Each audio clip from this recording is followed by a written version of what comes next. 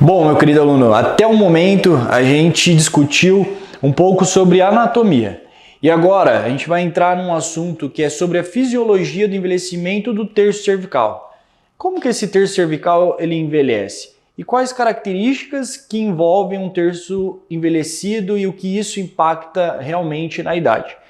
Eu gosto bastante desse artigo, assim como eu também gosto dessa imagem, porque ela é muito legal. É uma imagem onde nós temos uma pessoa que é jovem, com um terço inferior e cervical envelhecido.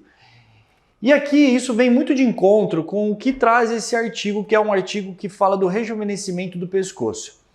Nesse artigo, eles falam o seguinte, que a região anterior do pescoço é a primeira região capturada aos olhos de um observador e que caracteriza com a idade. O que eu quero dizer com isso? Que se você apresentar características de um pescoço envelhecido, aquele pescoço ele vai ser a primeira região onde alguém vai te olhar e vai te dar uma suposta idade, somente pelo seu pescoço. E isso é muito notável nessa foto, porque aqui nós temos uma pessoa que ela é jovem, com o seu terço inferior envelhecido, e logicamente nós olharíamos para essa imagem e falaríamos que, olha, essa é uma pessoa dos seus 60 a mais, provavelmente. Agora, quando nós trazemos numa outra perspectiva, nós temos justamente essa sensação. Uma pessoa idosa, num terço cervical rejuvenescido, e aí nós temos a sensação dessa pessoa ser mais jovem. E isso é tão importante que nesse estudo de fisiologia e anatomia do pescoço, identificando pela idade do pescoço, eles falam que o quê? Que a transição anatômica entre terço, médio, inferior e cervical, ela é fundamental para diferenciar tanto a estética quanto a idade desse paciente. Então, profissional que está aí assistindo e totalmente ansioso, realmente isso vem muito de encontro com a necessidade de você então reestruturar e você trabalhar a região do terço cervical para que você atinja um processo de rejuvenescimento facial no seu paciente. Então, quando você, dentro do seu processo clínico, num processo cronológico com o seu paciente, em qual situação, por onde iniciar aquele tratamento, pense que se ao rejuvenescer o terço cervical, você basicamente está mudando de cara a percepção de idade percebida daquele paciente. E aí, olha só, quando nós falamos de um pescoço envelhecido, nós estamos falando não somente da gordura, mas também estamos falando de bandas platismais expostas, estamos falando de flacidez, estamos falando de frouxidão. E o que resume então num pescoço esteticamente jovem?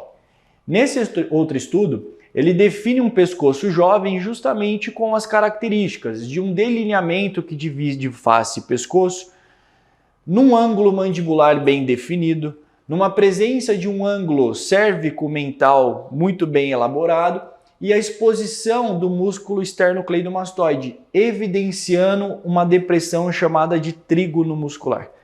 Essas características, então olha só, essas características fazem com que justamente aquela pessoa apresente características de um pescoço jovem e estético. Com o envelhecimento, e não somente com o peso presente na região cervical, nós temos uma frouxidão desse músculo que é muito fino, que lembra que foi mostrado na aula, no módulo anterior, a espessura que é o músculo platismo. Então imagina aquele músculo extremamente fino, segurando toda aquela camada de gordura. Ele vai, logicamente, perdendo o seu tônus muscular e se tornando cada vez mais fraco ao longo do envelhecimento. E dessa forma, cada pessoa pode apresentar uma característica e um tipo de posição desse músculo platismo. Em 75% da população se apresenta no tipo 1. O que é o tipo 1? É um tipo onde nós temos uma interdigitação desse músculo, ou seja, nessa região eles estão juntos, mas abaixo dessa interdigitação, a basicamente 1 centímetro, esse músculo ele se separa. Nesse caso e no caso tipo 3, são os casos onde a gente tem maior amostra realmente estética externa da bandas platismais. Já no tipo 2, que está presente em aproximadamente aí 20% realmente, 15% realmente da população, é uma região onde nós não vamos ter, talvez, as bandas platismais bem expostas. Então nós podemos ter frouxidão, nós podemos ter flacidez, mas nós não vamos ter a evidência dessas bandas platismais realmente no nosso paciente. Então provavelmente esse é um caso onde não vai haver a necessidade de uma abordagem anterior desse platismo. Já nesse tipo 3, que é onde nós temos a maior divisão, nós não temos nenhum tipo de interdigitação, ou seja, esse músculo não está junto em nenhum momento, é onde nós vamos ter a maior evidência dessas bandas platismais. Mas é o tipo onde menos se apresenta na nossa população. E sim, o tipo 1 é aquele que mais se apresenta.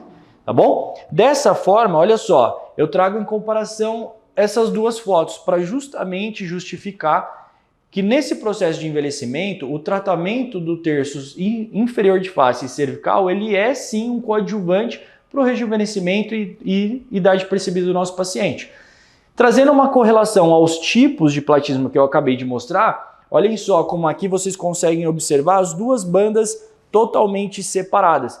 Então, ou seja, essa paciente seria uma paciente característica tipo 3, mas na sua grande maioria, essa região é uma região onde estaria mais aproximado e uma abertura mais ao terço médio desse pescoço para baixo, caracterizando o tipo 1 em posição do platismo.